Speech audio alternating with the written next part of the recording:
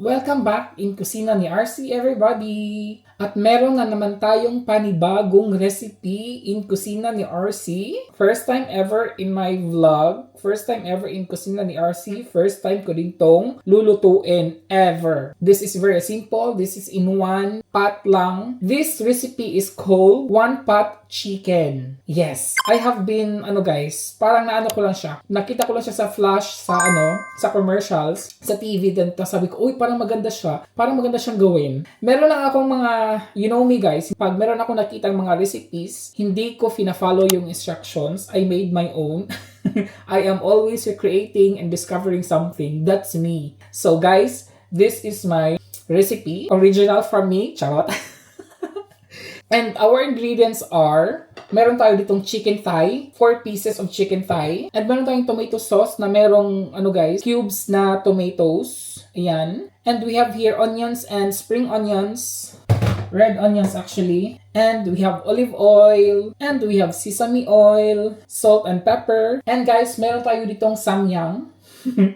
Gagamit tayo ng samyang. Samyang Korean seasoned soybean paste. And we have here 1 cup of rice. Ayun lang naman kasimple ang ingredients ni Arcii. Diba? Madali lang siya ang ingredients niya. Madali lang siyang hanapin. Diba? And to start off, we have to put olive oil. Kailangan lang nating i-fry yung ating chicken thigh.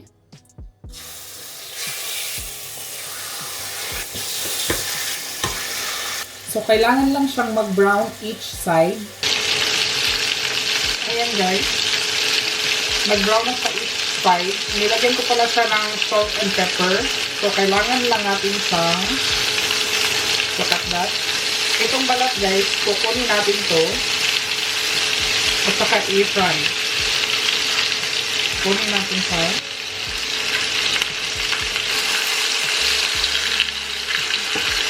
And continue lang natin siya hanggang mag-brown talaga siya.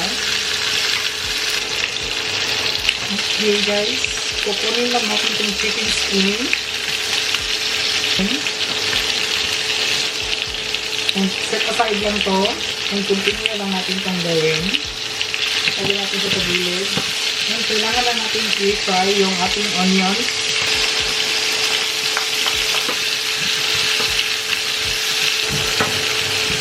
And maglalagay na tayo ng ating samyang. 1 tablespoon lang guys.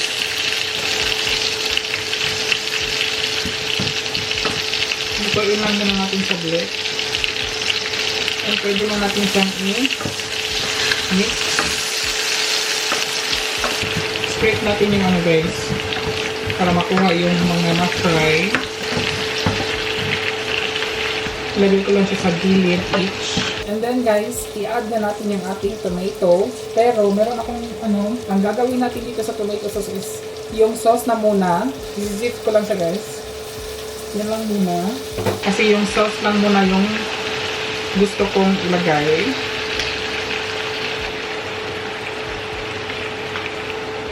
Ayan.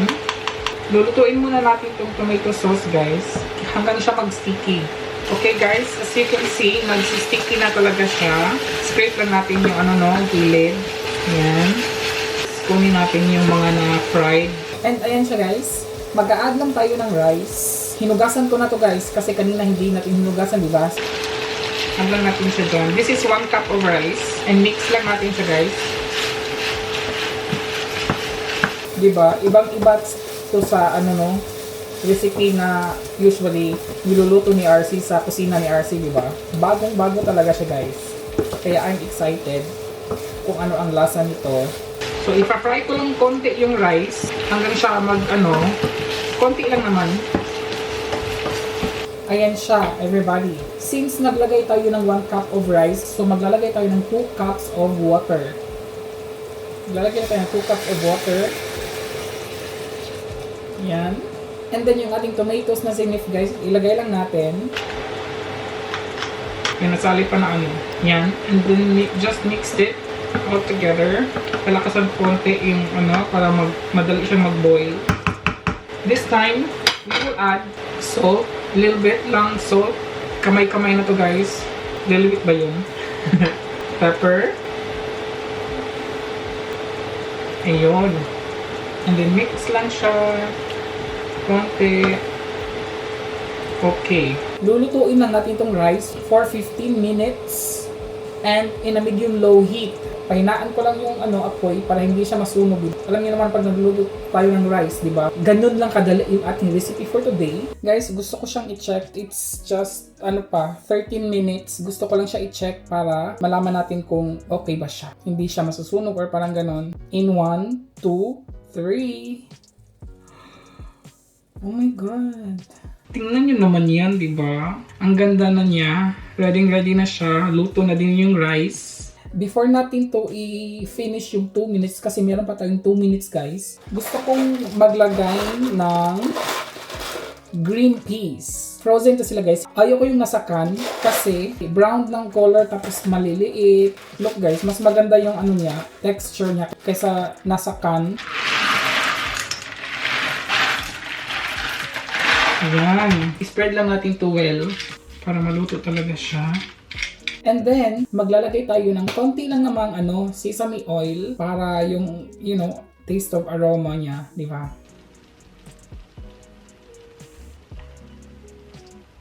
Ayun. Ayun lang guys. And then, lulutuin lang natin yung green peas and then it's already finished. It's cooked guys. Ready na ang ating 1 pot chicken. And before that, again, naalala nyo yung chicken skin. Itong 4 na to, kailangan siyang guys. Rinig nyo ba? Hindi ko siya mapikita sa camera kasi yung ko. Ito na yung ating chicken skin. Mamaya may gagamitan tayo niyan. Ayan guys, excited na ako. It's been 3 or 5 minutes na nakalipas guys. Medyo almost nakalimutan ko siya. But anyways, naka-turn off na siya. It's been cooked. Excited ako kasi first time natin to. And the taste guys, I don't know yet. Oops. Oh my God. This is what I mean guys. Pag hindi siya nasa can yung green peas, hindi siya green. Much better is yung frozen talaga. Kailangan lang natin siyang i-mix. Wow. Diba guys? That's how it is. Yeah. Diba? It looks good guys. At saka ang ganda pa nito kasi meron siyang medyo siya sa ilalim guys, medyo nagka-crunchy siya sa ilalim. Yan yung maganda. This is my 1 pot chicken Arcii. Okay, let's start na guys. And then of course the chicken, spring onions, and crunchy chicken skin. Kailangan natin yan. The moment of truth guys is to taste. Of course, kailangan natin i-taste kung ano ang lasa niya. Gusto kong guys with, masarap ba yung Diba? My God. Try natin. 1, 2, 3.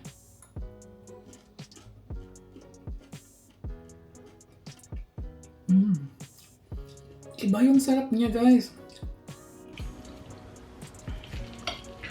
Try natin yung with chicken.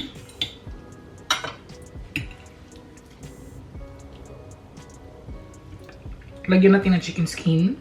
Ayan, di ba? Oh my God.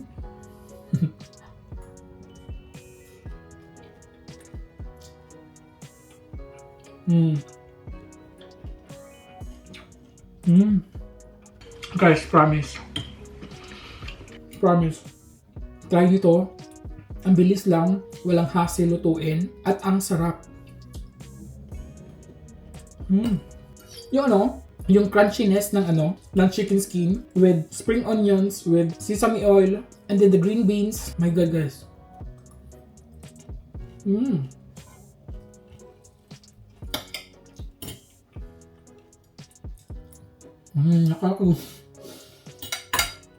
Nakakagutom everybody. Promise, masarap talaga siya. It's really good for dinner. Lunch, pwede siya guys. 100% try this at home. Cook this for your family and your family will love you very much.